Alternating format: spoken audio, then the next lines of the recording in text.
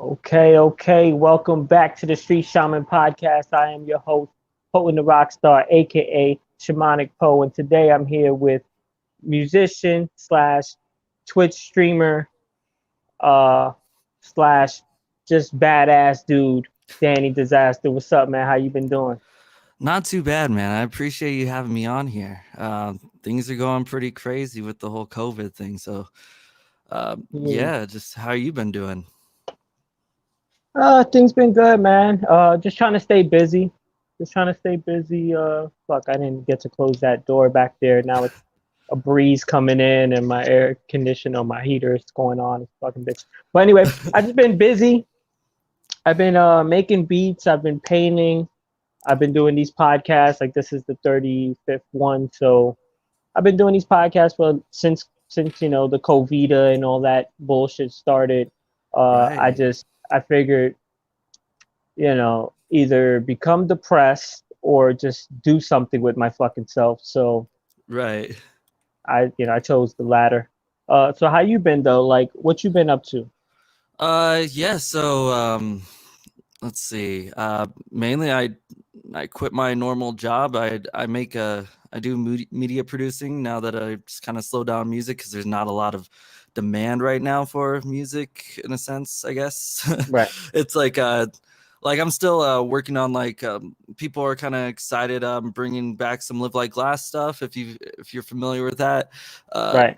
so I got some of the old team on that, the original drummer, the guitarist, and stuff like that. We're working on some stuff, but yeah, I do media producing now. So I work with I do music videos, lyric videos, things like that. That's kind of how I fill my time, and whenever I can, I do Twitch streaming, and that's honestly like the best way to be able to talk to people without going outside recently. Uh, Right. Give me one yeah, second. Let that's me close this. Let me close this fucking door. Hold no, on. sure, go ahead.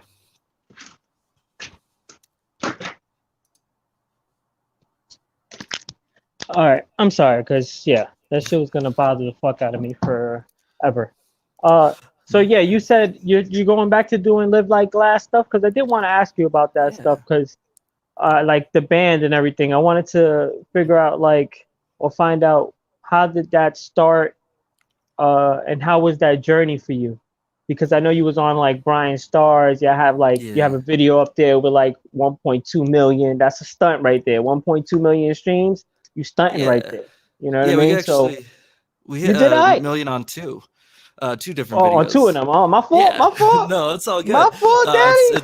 it's My all I can live fault. off of. So, I got to keep fresh with it, make sure cuz that's all I got right now. That's No, I it's know. like I know how it goes. I that's know what how I it get to goes. brag at, at the bar, but it's hard to explain you're famous when you have to tell people that you're famous.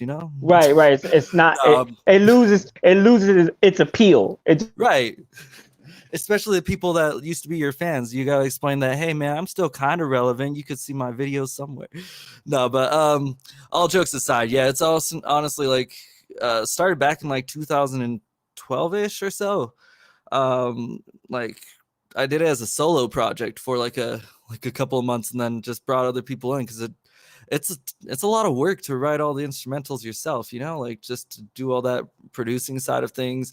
Um, and so basically, a year after that, we got signed by the Sin Circle, and uh, with that going in mind, like that kind of gained a little bit of traction to where I met Brian Stars, and we were able to get our music on there, which because he's not really relevant anymore. I could probably say this. It's just like he did it for free. I don't know why, but he did it for free. He just uploaded all our videos for free, which is great. Except when I was that young, I didn't realize that you could get quite a bit of revenue from those videos. So it was a little awkward. Now looking back at it, that I haven't really seen a dime from any of that. But I guess in the same sense, I didn't have to pay for it, if that makes sense too. So it was like free promotion in that, you know. But yeah, we just kind of continued with that. Unfortunately, the label we were on, they didn't really know how to handle that kind of growth in the beginning because we did get an exponential amount of growth from that.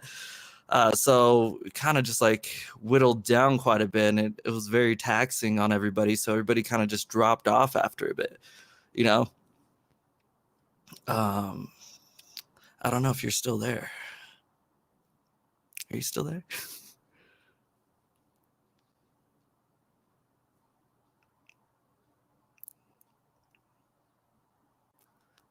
Okay.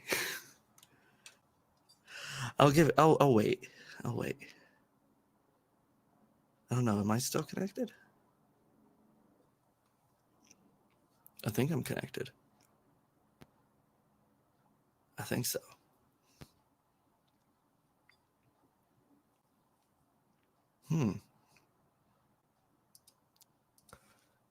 Should I rejoin?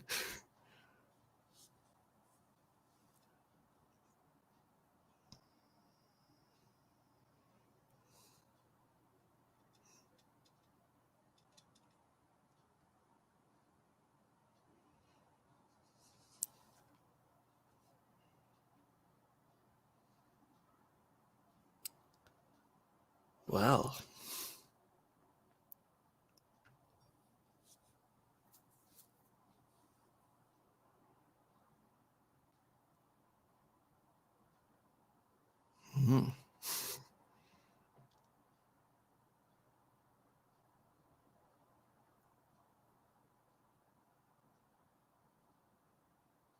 I wonder what happened.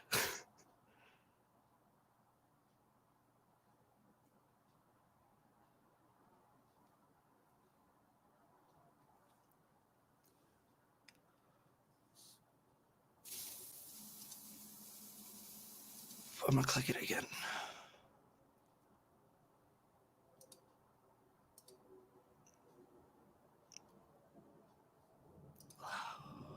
Check. Yeah, mic's working. Okay.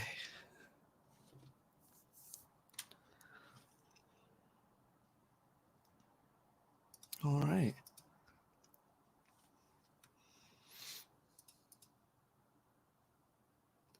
Oh, his Wi-Fi went down. Oh, actually, I didn't see that there's a chat here. I'm sorry, guys. Yeah, I didn't know that there was a thing here. Yeah, I can see the chat. So his Wi-Fi went down. Yeah, I'll give it a sec. Yeah, what do you guys want to talk about? Oh yeah, the hat with the ears. Thank you. Yeah. Well, it's actually just my headphones all together, but yeah.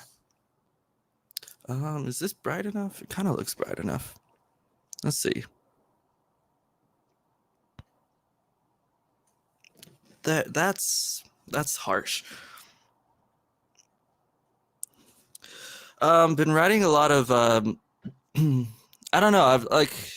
I haven't been able to write a lot of. Oh my god, that's so harsh. That's kind of better. So I haven't been able to write a lot of the metal music right now, but I wrote something about a year ago that we posted up. It's called "I'm Not Dead. I Just Can't Feel Anything." I had to think for a second because it's a long name.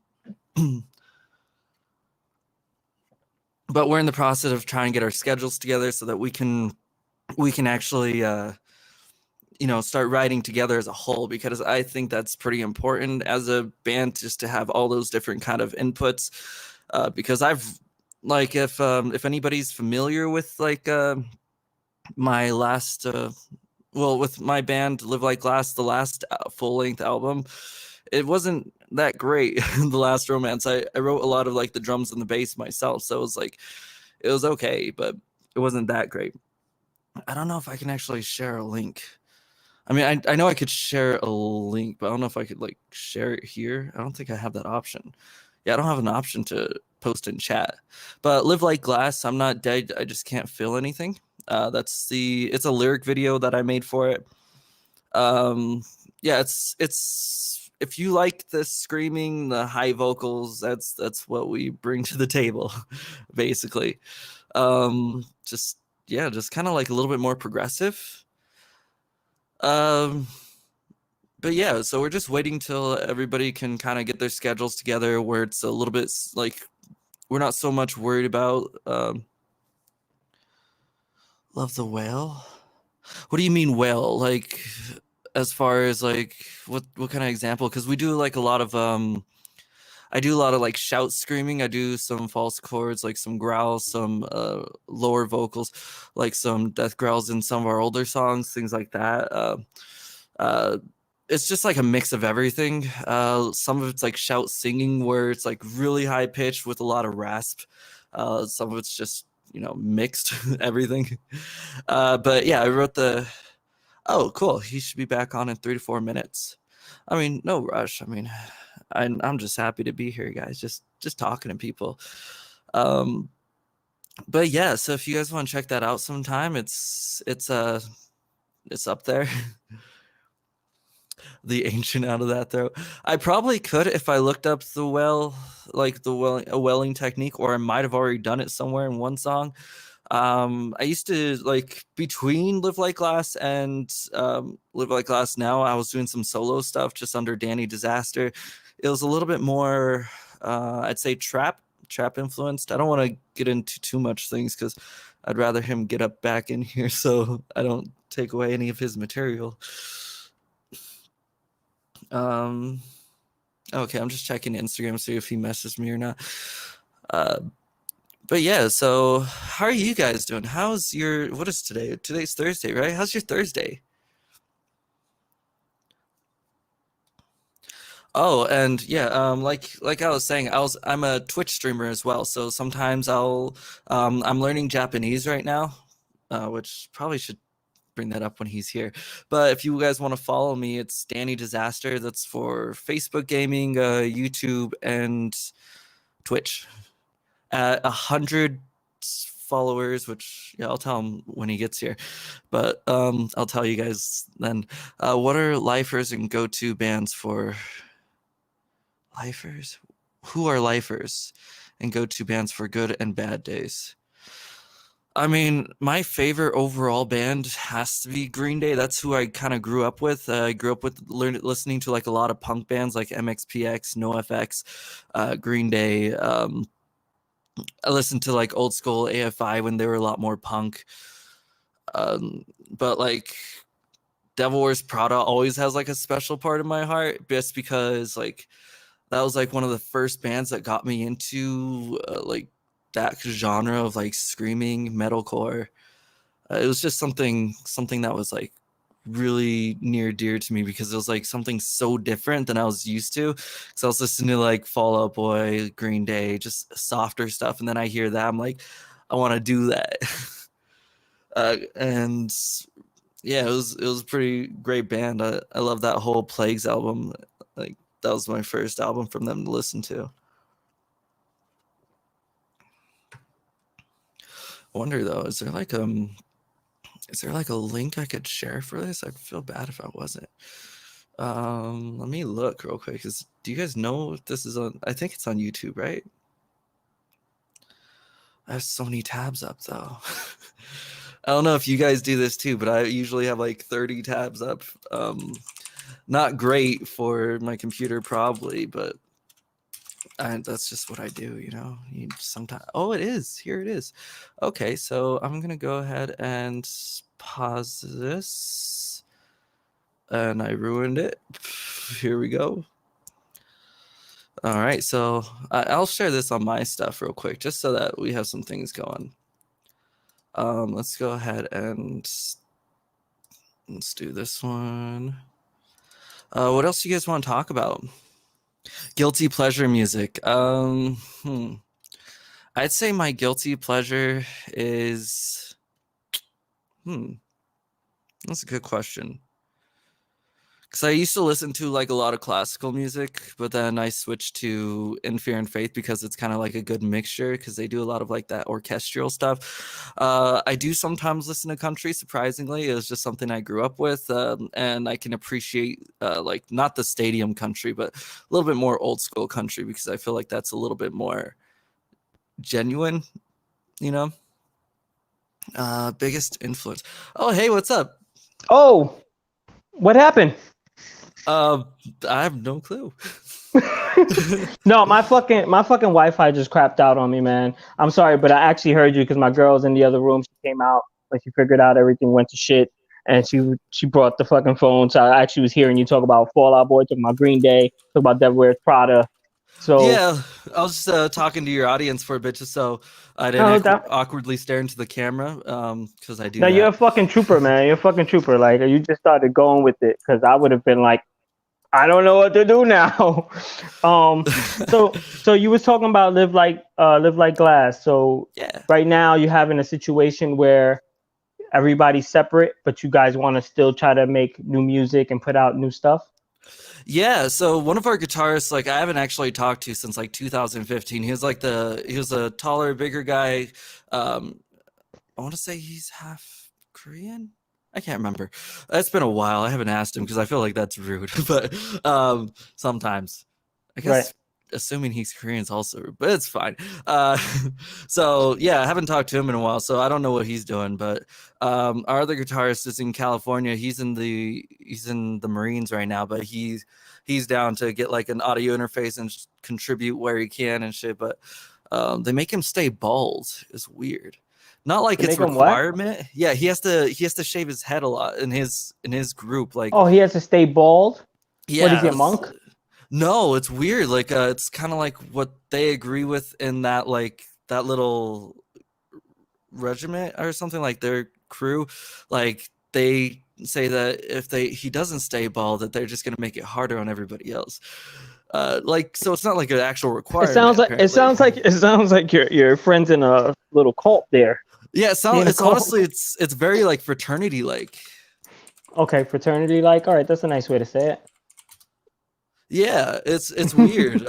It's not like, and he never really liked long hair in general, but it's just it's weird to me that he would have to stay bald. I mean, although because I'm like an advocate for like how these corporations are like, if you have tattoos, you have colored hair, it's not professional. It's like that doesn't affect the ability to work. So Right. it's like, so I never understood that. I mean, and obviously it Yeah. doesn't look like you've like That's really, why. That's why it yeah, sounds like a cult. Sounds like a cult because like you're yeah. I just mean, making somebody do something that they wouldn't necessarily do on their own to fit into right, whatever the group is thinking or whatever they're fucking pushing. But anyway, right, let's get right. back to your shit. Yeah, sure. So you were signed to the Sin Circle, right? Yeah, I was signed as Sin Circle, which is now, I guess, Rebel Gang Records, which I Okay. left that one in 2017. So tell me the story about that. Like, how did you get signed by them? How did you get put on Brian Starr? How did Yeah. what happened? What led up to it, and why are you not with them? Sure. Like, honestly, like, yeah, it's so if you're familiar with any like Etienne Sin or Etienne Singotico, that's what Right. that's his full name. He was like a post hardcore artist that was like online a lot, just independent. He eventually, like, I was following him for a bit because I was trying to learn like high vocals for a while, and he was the only dude that I knew that was a bass singer that could hit those really high, like Skyla Drive notes, if you're familiar with them or anything like that, Sleeper and Sirens. And one day I found out he was starting a label. Um, I think you're frozen, but it's okay, I think. So, wait, can you hear me? Oh, we You good? back? Can you see me? Yeah, you Oh good? shit! Oh shit! All right, we go. We go. Go back to what you were saying. So Yeah. you were basically like his apprentice or something. You were trying to learn how to sing a certain way. Dude, the worst You part were was I think he just saw me as like some fan kid, because yeah. I even asked him for lessons once, and he was like, "I don't feel like I'm good enough at that level to start giving lessons." And I was like, "Okay," but it was like I just wanted some like tips or something because Green Day was like the height of my limit for vocals at that time. Right. But eventually I found out that he was starting a label. So I Mhm. was like, I have a new band. Like, we're doing okay ish. We weren't that great. But I wanted to kind of just throw my hat in the ring. And we got on a phone call a couple times. He wanted to see how we were in a live performance. So I got some footage of that. And next thing you know, we were setting up dates to go out to New York to record. The hard part about that is, of course, like the recording, everything, and the music videos were free, right? That was on the studio because it was all in house.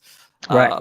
But the trip out there was all it cost to us, so I had to drop like $2,000 or so just to go out there for like a week. What? You flew out there? What you do? We First drove. class? We Y'all drove. spent 2 grand driving? What, So in a about van? 500 for gas there and back, and then the rest towards a hotel and food. Hotels in between, and in fucking New York because it's expensive as shit. Not even in between. We drove the whole way there. Yeah, Yeah, you we didn't did. like you didn't pull over like on a highway or something and just start sleeping in the van for like 4 hours before y'all had to keep it pushing. So we slept, but we took shifts mostly. So sometimes we'll just pull over if there was no one that able to drive. I believe the first time it was just me and I can't remember. I think it was all of us that drove. No, actually, everybody but our drummer and bassist, they flew out, but we had to drive up there. So just three guys driving like Oh, okay. 27 to 29 hours. Like Okay, just, so you yeah. didn't have you didn't have any savages in the car or in the van where motherfuckers was drinking while you were driving or somebody else was driving and people were drinking because like that's been my touring experience. Just like Yeah. cram up in a van and like four people are drinking, so they're definitely not driving for the next day or so. Right. And you know what I mean? Like the other four are driving. That's been your experience, or were you actually more in a calmer band where people actually like took care of themselves? It was a bit calmer, especially just because a lot of us were younger. Like I was like 18 going up there. Uh, The other one was like 16 or 17 or something like that. I think right. only one of us was 21. I don't even think he was 21 yet. But yeah, it was just like we just drove out there because like no one else was given, like we thought that was like our chance to do something, and in a way it kind of was. Right. Never probably would have got that much exposure without going out there, but hindsight, it's a lot of money that we could have just spent, locally, and probably got the same, if not like at least equal type results, if not a little bit better maybe. Right, right. But I mean, you wouldn't have gotten like the Brian Starr type of success or anything like that, right? But at the same time, you felt like you could have allocated it Right. to better things. Because I know for sure, like I've been in that situation. I paid cash to do Yeah. beats for me, and they were charging like almost $1,000. And even one time they Right. charged me $1,000. So I knew like yeah, I had these amazing songs, but after I threw all my money at it, I didn't have any Mhm. money in the back end to actually really push it and do like official videos and get it everywhere it needs to be. You felt like you was kind of in that bind? Yeah, it was like all a new experience, honestly, though. So I didn't have anything to compare it to. Every Right. single time I was recording, it was usually we'd pay like maybe 150, $200 at a studio just locally, and that would just get us like the base of what we needed, just something to put Right. out, or we'd record at home, and I was the engineer for that. Right. And because I've been recording myself for probably was it 221, so about over a decade now. Okay. Yeah, so I know some things here and there. I'm not the greatest, but I can do it. But back then, we didn't have anything compared to. We'd never done a music video or anything like that. We had to do like 4 music videos in 2 days, back to Right. back, like hauling stuff around. I don't know if you're familiar with like New York, but like Kings Park, you're not supposed to Yeah. record there, but we did. Just like all these like stilling shots and shit like that. Right. But yeah, I mean, it was an experience to say the least. Like it was just hard though. It was hard to spend that kind of cash So when so you're that young. where do you think it went wrong, or what do you think happened that it didn't really go to the next level for you? I think what went wrong was honestly the label was, I mean, to put it in like the easiest terms, a little bit unprepared, and I want to say kind of like greedy in a sense, Okay. because we got hit up like maybe a month or two after the first video dropped by Standby Records. Now they were pretty Mm, big at the time, and right. they're like, "Hey, what's with your music? Like, do you have anything unreleased? Don't release anything else. Want to like send it to us?" And I was like, you'd have to talk to our label, because we had just got, we were signed and everything like that at that point. Which honestly, I always question the legitimacy of those contracts a little bit, but because there's no real exchange of finances or anything at that time, so Right. never knew if that was actually legitimate. But down to it, like What do I you sent them mean? over. Like, what do Yeah, you mean by there wasn't any exchange of finances at the time? I like how you said that. That was very yeah. nicely put. and very vague. I want you to go Yeah. into that. So like the contract, it was like it was fully set out, right? But it's not Yeah. like we got any like we never got like what is that word? It's basically like a loan, like a signing bonus in a way, like something You didn't like have an that. advance. You didn't get Yeah, any we advance. didn't You get didn't advance. get no That's the money word. down. Yeah. So you didn't get money before, and you didn't get money after. You just had an opportunity to display your talent within your band. Essentially, yeah. So not a lot of money or anything like going through at all. Like basically it was all investing without cash flow. Right. So I never Right. really those contracts were not really like they were nicely worded and everything and they seemed like legitimate, but I don't know the actual legitimacy of them. Like, you know, I don't know what Right. was actually, you know, true. 100%. Yeah, yeah. I mean, it was true as if you signed it and he said this was the agreement and y'all both signed it, then that's how true it was. Right. But at the end of the day, it wasn't. You didn't feel like it was a real record company giving you a real record deal because you didn't have all the intricacies that would come with a real record deal. For instance, Right. did you tour? Like, how much touring did you get through the record deal? Because Yeah. for like an example, like if you get signed to say uh Fueled by Ramen, or say you get signed to Decadence or Decadence or whatever, you can say, all right, you got signed to Decadence, here's your deal, you got your album, you got production, you got promotion, and as well, you're gonna tour with Fall Out Boy for 2 months, then you're gonna tour Right. with Panic for 2 months. So you're gonna be seen by hundreds of thousands of people to really get you out there. So you didn't really get anything like that, right?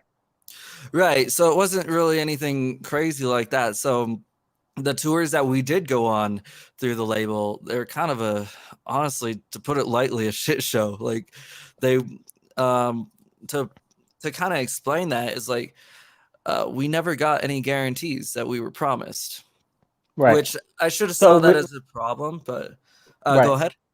So it was like basically like a DIY tour. DIY tours, you're gonna say, you could tell the fucking promoter, hey man, we need $250 for the guarantee, and then when you get to the door, they tell you, hey man, we got $40 for you. What you want to do? And you're like, all Right. right, $40. I guess we got gas for the next spot, so let's go. You know? So like the weird part is since like Etienne Sin, he was also the owner, also an artist on there. So he actually was on both tours that we did through the label. We only had 2 tours just because of I don't know, but mainly because I couldn't afford just to keep going out. Which is fucking sad, Danny, because at the end of Yeah. the day, you guys had 1 million fucking views on Brian Stars, and you had it twice. Right. So there's no reason why you couldn't associate, at least at the time, not to say that this would be a good idea for today's standards, but Oh, of Blood on course. Dance Floor, or a band like that, to actually get on proper tours to really be out there, right? Right. So, I mean, we probably could have gotten like some pretty decent offers or anything like that, but I don't know if the label was actively trying to do anything like that. It was just not really working in that sense. And I think it was all down to inexperience on their part. It's Right. like I have no real ill will because it's like it was a learning experience, you know? Everybody's learning. He was a pretty young guy at the time. I was pretty naive. I should have like now looking back, like we were promised like $625 a show for our first tour, and that's really high for a metal band. Like that's really high. Right. And 625. yeah, per show. 625. All right. To put things in perspective for people that are paying attention, from first to last, I want to say that was a band that Skrillex was in, right? Yeah, from first to last. Yeah. Okay. From first to last, when they were on tour, they were getting 500 a show. Right. And even that, they would get bitched at that they weren't really worth the $500 that they were asking for. And they were on not major labels, but they were on big labels, big indie labels, right? Right. So 625 is ridiculous. That's a ridiculous number, unless you're like a rap dude and you got some drug dealers that are gonna pay for you to perform at their club or some shit. Like that's the reality of the situation. Unless you're packing the house and you're bringing fucking 300 people solid. If you could pack up 300 people solid, then yeah, you could probably get 625 or something. I want to say I went to a show where Cash Cash was performing, and they were performing at Webster Hall, which is a big venue, a nice venue at fucking New York City, and they were still getting paid like they got paid 400, and they That's were decent. signed to a major label though. They were signed to a major label, like that's just ridiculous. Like the numbers that people think that you get, like the money that people think that we get compared to the money that we actually would get, it's just so fucking skewed. Anyway, man, what got you into doing the Twitch streaming? I know you were saying while I wasn't on and everything was fucked up that you were streaming just basically in between time because you do music production now. What kind of music production? So, well, I do media production. So, media production. Yeah, What's that about? I do music videos for bands, rap artists, things like that, lyric videos, graphic design, animation, pretty much anything that involves any kind of media, I do it. All pretty much self-taught for the most part. Okay, so I seen you. Yeah. I sorry to cut you off. I seen you good. put out music lyric videos, like official lyric videos for your shit. Mm-hmm. And so you did that. Yeah, everything for Live Like Glass, basically, I did it for free, basically, for the label. Yeah, pretty much. Yeah, everything for Live Like Glass was all done by me. Album artwork, down to the merch designs. For the last tour I went on with that label, I actually screen printed my own T-shirts. So it was just all skills I acquired just from being broke and not being able to pay other people a decent amount, because I'm all for paying people something decent for work, because it's like, wouldn't you want to be paid that? Like, right. I don't like shortchanging people. Right. That's what I do. Like if I like out of all of this shit, all the music that I've done, the bulk of it goes down to I paid people for the work that they put out for me. And you know, by doing that, I've gained so much respect. Like they got respect for me because I put in the work. Like if they put in some work, and even if they don't say, like recently I did a Pokemon card with my dude Brain Pudding, right? He did a Pokemon card for me. He didn't ask me, or he didn't tell me, I'm gonna charge you this much money. Do you want to do it? I just told him, go ahead, do it. He was like, yeah, I'm gonna do it. He charges, obviously. But he didn't want to charge me. So I was like, all right, when you're done, send me your fucking PayPal link. I'm gonna send you that money. You know what I mean? Like, because money makes the world go round, and everybody feels good if you just give them, you know, $20, $30, whatever, $10, whatever you can for the situation. So I'm the same way, man. I'm like that. But that fucked me in the ass, pause, because at the end of the day, I've been in situations where I spent way too much money, you know, and I had nothing to show for it. I mean, I got the experience under my belt, but outside of that, there's nothing to show for it. So what made you start the stream? It's just because you play video games like everyone else, motherfucker? So kinda. I mean, not only that, like, so technically I'm still in school, but I haven't gone in a while because just like some medical issues. I have really high anxiety, like clinical anxiety and depression, all that. That got away in my school, but I was going to school for computer animation, right? And during that time, I started developing I'm developing a video game on the side. Like a kind of cutesy horror game. Yo, Danny, you developing a video game. I got mental issues. I got depression, anxiety from school. But when I go to do a video game, I have no problems. I just go in there, start making a video game. What kind of video game you working on, though? Yeah, it's a cutesy horror game, kind of like if cutesy met Bloodborne or Dark Souls or something like that. So it's pretty cool. It's like something that's going on. I haven't really finished it. It's going to be called like Timothy Buttons. But so is this game? Sorry to keep cutting you off, man. No, but you're good, man. Is this game going to be like a 2D game? Is it going to be like a 3D side scroller? Is it a 3D game? Yeah, like Are you doing a first person shooter? Are you doing third person? I like third person. A third person, like right above the person. Yeah, I like to see the person. I like to see the gear. I don't want to just see the hand come out. Environment, you know. Right. Like I'm Right. all about atmosphere and stuff like that. So essentially that kind of got me more interested in video games, because I took a while off video games because I'm honestly I work a lot. If I wasn't working at my old day job, I was still working at home, like right when I got off, things like Right. that. Right. We're So just type of people that, like, if, like me, for instance, I don't work as much, but if I, like, if I don't work as much, I get anxiety. The anxiety right. comes from not working. Like, if I'm just sitting around doing nothing, Hmm. playing a video game, I can do that for, I could probably pull it off for a day. But the next day, I'm gonna feel Yeah. crazy. I'm gonna need to do something. I'm gonna need to do something Right. productive. So you're Right. the same way. So you're saying that you work at home Yeah. just as much as you would work at a job. Yeah, if well, now I work even more than I would at a day job. Like I probably sometimes pull like 80 hours a week, if not more, just because when I get up, my office is right there, so it's like I just work. But yeah, so that's kind of what started like the whole Twitch streaming. I felt like if I want to play, like, make a game, I need to know what people like in games right now. And then I kind of fell in love with that community, like watching people like Markiplier, Jacksepticeye, Shroud, Ludwig, things like that. Like, kind of fell in love with that kind of community that you can create, because I haven't done shows in like God knows how long. So Right. just like I'm an entertainer at heart still, so I still like to talk to people, things like that. I've even started a series on my channel where I'm learning Japanese at the same time, like, because I'm learning Yeah, Japanese and Spanish. Yeah. I heard you talk about that when I was trying to figure out the Wi-Fi Yeah. shit, and I also like looked up some of your streams on Twitch Yeah. and watched you try to learn Japanese on air and shit, which was pretty cool.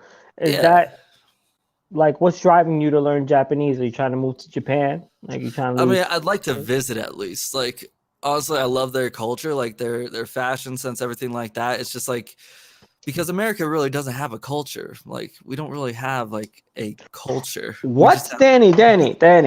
mixing We pot. got But my Mr. American Pie. We got culture. We got yeah, we mad got culture over here. McDonald's. We got McDonald's, we got Burger King, What are you talking about? This is Yeah, our culture. We got it all over the world now. a little But I bit. get what you're saying. I get what you're saying. Yeah, I'm just it's a talking shit. mixing pot, but like and like technically I have my own cultures, as far as like I'm also like Native American, Mexican, things like that. But it's like I kind of just wanted to experience a little bit more of a diverse culture, something that has stronger roots in like a multicultural background, as far as like, because you can connect like Japanese and Korean and Chinese all from like the different like kanji is what it's called, like traditional Chinese things. Like a lot of the words are similar, and Right. I just love like that they have like a stronger work ethic too. Like it's just like, because they come out here, right, so far from home, and all they have really is like, because English is such a bitch to learn, they they have is their work, their hands, like shit like that. Like that's what they do, and I love that work ethic. I wish I had that, but I can at least fake it in front of them, Hey, Danny, come on, man. What you mean you wish you had that? But you just said before that you fucking work a lot, regardless Yeah. if you're working on it. So I think you're like shaming yourself a little bit. At the end of the day, man, Americans, there's a lot of Americans that bust their ass. They Oh work, no, of course. they drink 4 Red Bulls a day. They go out there and they bust their ass and they get Right. the job done. So Right. it's not.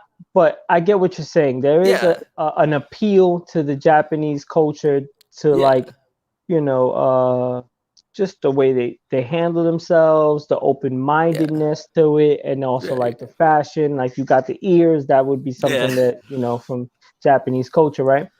Yeah, it's like I do like that whole like culture side of things, like that J fashion. I listen to K-pop here and there, things like that, just because honestly I'm kind of just tired of a lot of the music that's coming out. It's Why are you tired? What are you tired about? You don't what do you don't like? You don't like the WAP? You don't like the WAP? it's all repetitive, it's all the same themes, like, and not to say that J-pop's any different, but at least it's something that I'm not listening to constantly. It's more I get like what you're saying. like, because I listen to different kind of like not so mainstream, like I guess it is kind of mainstream, but like Joyner Lucas, who else, Hobson, That's not mainstream. It's not yeah, mainstream. it's It's like mainstream underground. It's Yeah, mainstream underground, but underground. It's it's like not right. so It's underground. Yeah. mainstream from the underground because underground people like they make the similar music, but they Yeah. don't make it as catchy or as Right. trendy as like a Joyner Lucas would make it. And I think I'm just tired of the trends, I think, just because it's just like once everybody hits a trend, then like it spirals into this bigger thing, and it's just like that's all 100%. you hear. 100%. And yeah, it's cool and all, but that's kind of what killed post-hardcore too. Like Right. everybody did that same trend. Everybody jumped on the crabcore. Everybody jumped on the heavy like glitches and things like that, and it just died. Right. Right. And yeah, so that's why I don't listen to a lot of new post-hardcore either. I listen to a lot of the old stuff because it's Right. like at Right. least they're original a little bit, you know? Right. It's like nowadays it's so homogenized. It's so Right. like fucking. It's just a soup of bullshit. Yeah. It's the most appealing of all things as far as aesthetically, as Right. far as like what can get your attention the fastest, but there's no meat. It's Right. like it's all the sizzle without the steak, Right. you It's all know. And surface. Yeah. I know for a fact, Danny, that your pen, like when you write, you really Yeah. fucking write. You put in that work. I've seen like I've listened to some of your shit. I'm like, this motherfucker actually be really putting it out. Like he be putting in some Yeah. work. But I appreciate that. no doubt, man. Yeah. But at the end of the day, like the way culture is shifting and moving, I feel like a lot of the music that we have been listening to for the past 3 4 years, and maybe Yeah. that we haven't been listening to, let's say that, because what the radio's been playing and what they've Yeah. been trying to shove down our throats has Right. become lackluster, has become watered down to the point that people are not fucking with it. And no one Right. even cares about music anymore because of that. Because Right.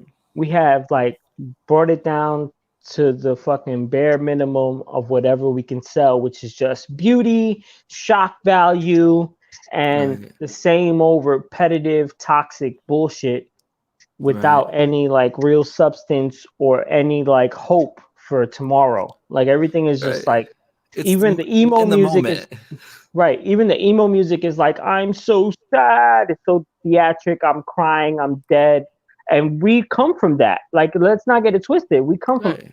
emo music, but and punk music, but at the Yeah. end of the day, they came with some substance. Fall Out Boy had hope. Fall Out Boy had some grandiosity to them, even though they were Yeah. emotional at heart. They also came out with some music that was like, "Fuck you," like I don't Right. care, like you know what I mean. Like there's always those songs of I don't care. Nowadays, it's like you only care about Gucci, Fendi, whatever, Yeah. and then I'm sad because she broke my heart, but I'm Right. gonna get a bag and I'm gonna smoke some weed and whatever. Like, and I guess we've all been there, but I don't Yeah. think that that's our, soul experience completely, across the board for everybody. I don't think Right. that's what it is. I think we should have more layers to music right now.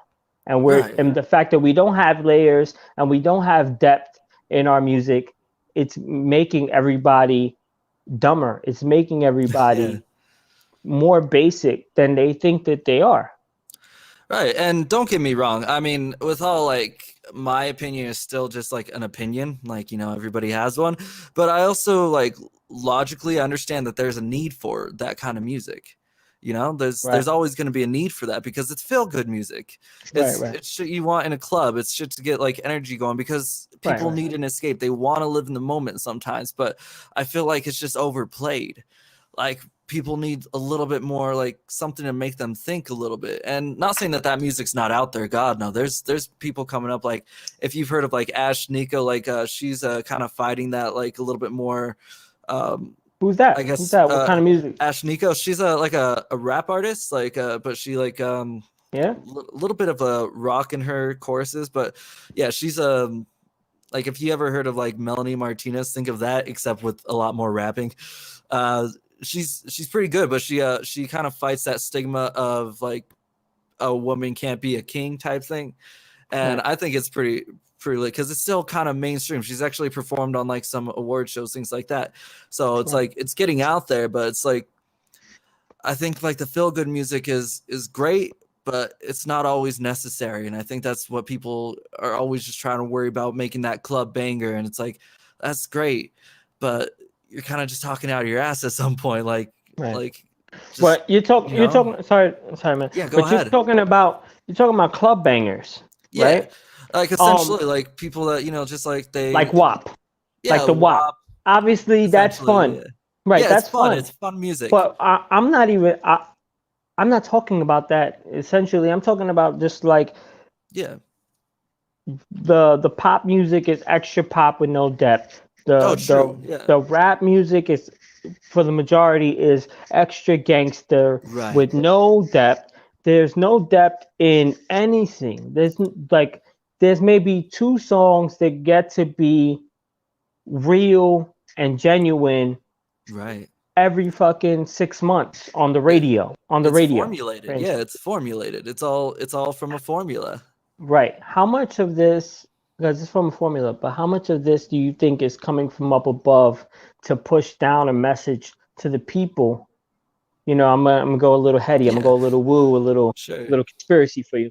But how much of this shit do you think is controlled by the people above to make sure that we stay stupid and we just stay as consumers and buy shit and think, oh, that's cute, let's get that new thing, instead of being like, let's actually think about what the fuck we're doing with ourselves. Let's actually like, all right, yeah, we're sad, but let's have hope for the future. Or yeah, we're sad, but let's see the silver lining in it. How much of that do you think is getting shut down from above? I'd say about probably 90% or more, because 100%. Because it's like the only people that really have control over their music are the ones that have surpassed that genre, like people who don't have to worry about like making money that next year or anything like that. It's the ones that are living lavishly and showing it on social media. Those are the ones that are like, they don't have as much control as everybody thinks. And being in that kind of label aspect, I understand creative control is like, it's not always given. Right. You put out what they say that you can put out. And a lot of times you have like 90 people on your songwriting list that put it out for you. Right. And like, I'm not against songwriters at all. Of course not. Like, cause that's a job, like Sia wrote a lot of stuff for like Rihanna and like Beyonce and shit like that. And you can hear it in the music, like Diamonds. Hell yeah. It sounds just like Sia. Yeah. I like that, Danny. I like that. I like that. that Sia was writing the Rihanna shit. Oh, and it's basically her shit. You know what I mean? That's her swag. You can hear Rihanna like emulating Sia. It's like, it's really weird, but it's like you have to understand, like a lot of people, they don't know how to write songs, and that's okay, because you know what, they're a product at the end of the day. When you're a musician, you're a product. People don't want to admit it, but that's all you really are. And like, I hate how these local bands are like, oh, we're not going to sell. It's like, okay, then you're just a bad product and you're not going to get anywhere. Right. It's like, you're not really selling out. You're just promoting your product, Right. But I mean, that's a whole other story. Right. But there is a balance to it. Yeah. Between like being a complete gimmick and actually promoting your product to the people that actually accept it, Yeah. So there is a balance to that. And I just feel like it's skewed to make, and it's been skewed for like years, I don't know, 5 years at least, to just make everybody dumber. Like people were just getting too smart and they just pulled it down. Like, let's bring this shit down and make sure motherfuckers don't learn anymore because they're learning too much shit.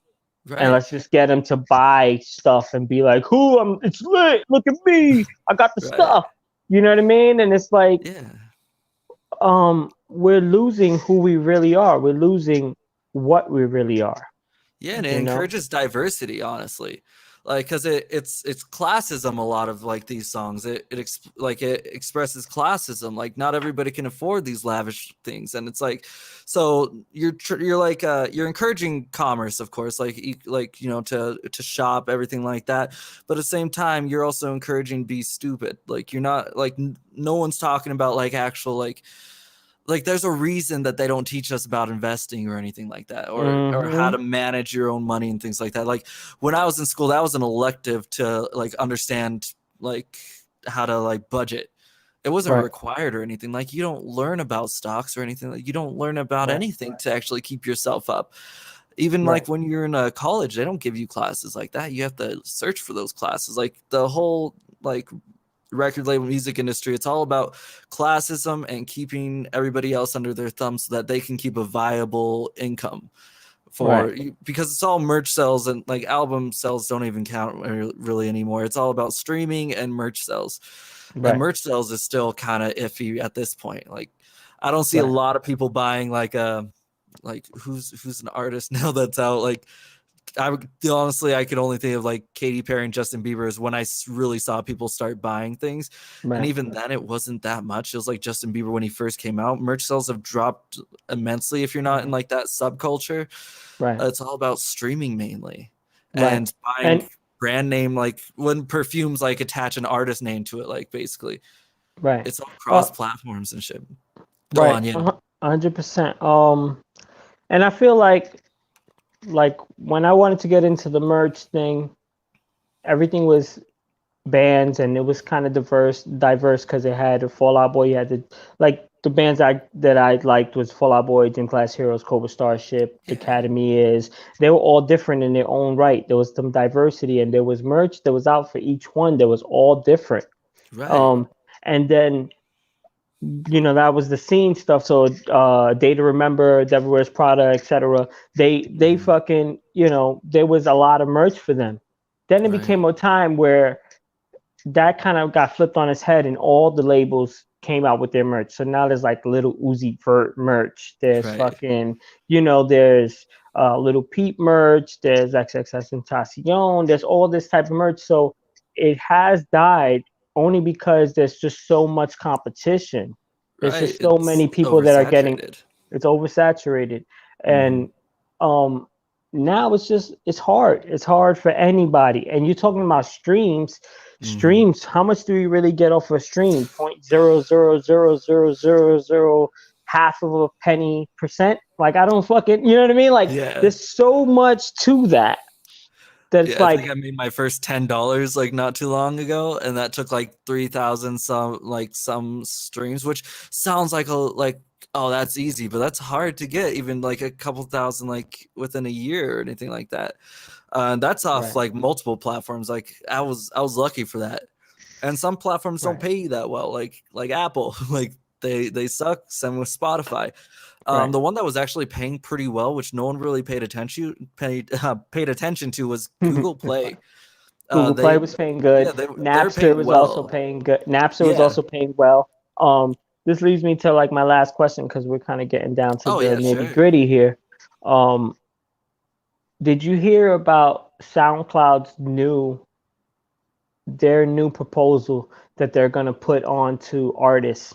Instead of giving people the 0.5% or 1/3%, they're going to actually split the fee. So say, for instance, a $10 a month subscription fee.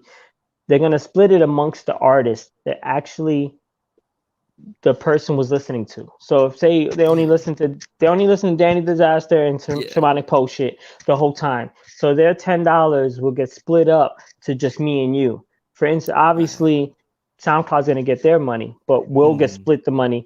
Do you think that would be a better fucking like plan for artists, so that way the people that are actually listening to the people that they fuck with the most, they can get their money for their streams?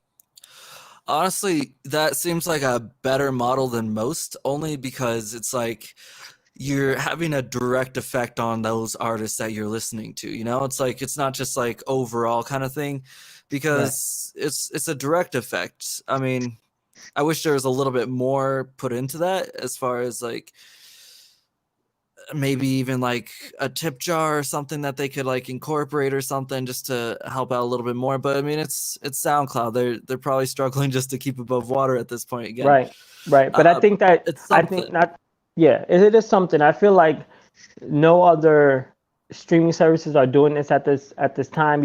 All the other streaming services are doing tipping, but like people are not going on to Spotify and thinking, oh, let me tip this artist. You know what I mean? Like they're more or less like, I'm gonna listen to it, so I think that the person's gonna get money because I pay for this fucking service, so they should get some money. They don't really understand the numbers. Like the numbers come down to like the logistics. Like it comes down to how much does it take to make $10? Right. That's always the hard part, because if they are splitting a subscription, what if they're listening to like 30 artists? Right. So like it comes down to like better hope that you're one of like the main artists and that they don't really like anybody else. But the only difference that I see with this, the only perk that I can see with this is, for instance, like you could be like, yo, I only put my music on SoundCloud now, right? Don't even go to Apple, don't go to Google, don't go nowhere else. And there is a big subscription base or a big following, a big audience on SoundCloud. So you could say my shit's exclusively on SoundCloud, and then everybody that goes to you, you're gonna get the max amount of money instead of like these pennies and shit, half a penny, like money that's not even money. Like, how can you give somebody a third of a penny? Give me that in cash right now. Right. Break down a penny for me, and let me get that straight up, because you know what I mean? Like that's just ridiculous, bro. That's ridiculous. I mean, but at the same time, I'm all about diversifying your income. So, I mean, 100%. you want to push, if you want like the most on SoundCloud, sure, push the hell out of that. But, and don't advertise everything else, but don't not put it on everything else, because not everybody wants to use SoundCloud, and you want to diversify your income to where you have those extra income. Like, that goes with everything. Don't just do music either, you know, diversify your income. Like, and you're speaking like a true musician that learned that I need to diversify my income, because music doesn't pay the fucking bills no more, even though people make billions of dollars on music. Right, but it's just like, it's not a case, like it's case by case. Not everybody does it, you know. You like, no, I understand. With this, like pro skateboarders, they didn't make money just off of skateboarding. That's why they had their own shoes or their own grip tape or whatever. Diversify, because you're not gonna make it on just one stream of income. That's dumb. Right. Makes no sense. That's why right now it's like, I'm in the podcast, I'm a paint, I got paintings up for sale, I got beats up for sale, I do the podcast. You want to donate, you can donate. I put out music, you listen to that too. But the music is not going to cut it. What I liked about music was touring. And that's actually gotten cutting down, because you know what's going on with the lockdown. Now everybody's fucking. So do you think that fucking touring is coming back? Do you think, like, when do you think touring is coming back? Is that going to be a thing? Can we do that? Is that allowed for us? That's the crazy part, because I don't see a lot of like, I see some people like tentatively scheduling touring like this year, like November and August, things like that. But honestly, realistically, I don't see a lot of it happening until possibly next year. Like, and that's just because there's just like stupid people. Right. There's stupid people playing stupid games, you know? That's the best way to put it. Stupid people playing stupid games. Somewhere. Yeah, they get stupid prizes. But where you at? You're in Colorado, right? Yeah, I'm in Denver, Colorado. You're in Denver. All right, cool. So over there, that's super liberal. How are they handling everything with the corona? Honestly, yeah, it's long story short, not a lot of people have jobs right now because of it. They just extended another where like you can't get evicted or anything just because people can't pay rent. For myself, it's even myself, like it's hard to get like clients right now because like no one has the money to buy shit or anything like that, like with my services. It's just it's not great because everybody like has to wear a mask. A lot of people don't. They do that crap where they have it above their mouth and it looks like stupid, like you look like you have a duck bill, or they wear it below their nose. It's like, and then they leave like gloves everywhere. So it's just like everything's looking like a trap house, basically. It just looks like a trap house. It's but you know, like people are making do. It's not perfect, but you can only do with what regulations are allowing you to do. But I don't see it coming back touring for like another year, honestly. Right. Like I think that if we're gonna tour, that it's gonna have to be something underground. It's gonna be hard because you're gonna have to promote online, but at the same time, it's gonna be places that are not necessarily sanctioned by the state. So we're gonna be like moving in shadows. A lot of the bigger places, some big places are already open, man, but they just it's just the regulations is gonna hold a lot of the smaller. Maybe not the smaller shows. Maybe not the smaller shows for us, bro. Maybe the bigger shows will get fucking like they'll get hammered because they're gonna have 1,000 people. But if we're gonna Yeah. have like 50 people at a bar, it might, depending on the size, it might not be a big deal. So we Right. gotta see. I see some people having actual shows, Hmm. and doing some tours, but I haven't been to any, so I honestly don't know if we're going to be in a situation where that's actually going to be fun. Yeah, We and could I don't probably see how do it. viable. Like, I don't see how you can make money, honestly, because like, there's not going to be a lot of Right. people that can come out. Like, the most shows that I have seen, it's like limited to like 8 to 20 people, and then you shows, of course, you depend on merch sales for shit like that because you're not going to make much off of the venue itself. I saw that live shows like on Facebook or something are going to start actually being allowed on like the like billboards, like approved for billboard type stuff. So like, there's Facebook Live, live shows. They're also, you can get tips and shit like that. So it's like that might be a viable option if you do like a string of live shows or something like that. But I don't see how you can actually do a full tour and make money off of it. You're gonna lose a lot of money either way. Like Right. I don't see like a cash flow coming through there. You Right. know? Right. I mean, I could see it for some people if they go to certain markets. Certain Oh markets are sure. open, and if they just work those markets, they could possibly make a couple dollars and shit. But Yeah. yeah, for the majority of people, like the people that been making hundreds of thousands of fucking show, they gotta be hurting right now, man. They gotta be Right. hurting. Yeah, They it's gotta be it's hurting. definitely not easy. I see everybody like turn into something else, and now everybody's a stockbroker apparently, or Right, everybody's like Bitcoin and like all these other right, cryptocurrencies. right. NFT, all this Yeah, other shit that I still haven't fucking wrapped my head around. But yeah, yeah, like it just seems like music isn't a thing, which is pretty sad because like yeah. I know there's a lot of music out there, but we should still be developing music and putting out new shit and Oh, of course, moving it's needed, moving that culture honestly. forward. No, Yeah, no it's doubt, definitely man. needed. Like it's a comfort thing, but No I doubt. mean, the only people that have the time to do it this right now are already famous, like Right, the ones that aren't trying to provide and shit. Like, you know, right, it's right, hard. right, right. Hey man, thank you, Danny. Thank you for coming through. Thank you. Yeah, man. Everybody, show some love to Danny Disaster. He's on Instagram. What's it? Danny Disaster Official on Yeah, Instagram. Danny Disaster official, Twitch Danny Disaster, YouTube Danny Disaster. Google me. Right, right. And if you're on Yeah. Instagram, obviously I put this up a bunch of times with his Yeah, name thank you. attached. So just follow him, check him out. Thanks to everybody in the chat. Thank y'all for your time and attention. Uh Appreciate y'all, doing this with y'all. This is Shamanic Po, Danny Disaster, Street Shaman Podcast, and we out of here.